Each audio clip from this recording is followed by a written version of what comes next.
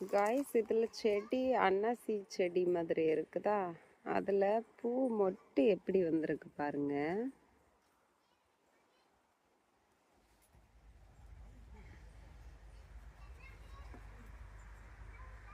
தூரமாக நின்று காமிக்கிறேன் பாருங்க. இது மொட்டா இருக்கிற செடியில் உள்ளது.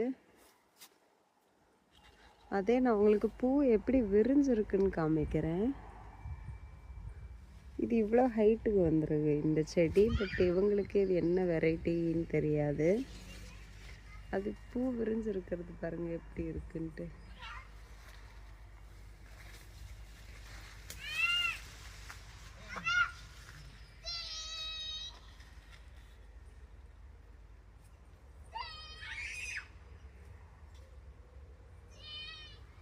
அது உள்ள எப்படி இருக்குன்னு பார்க்கலாம்.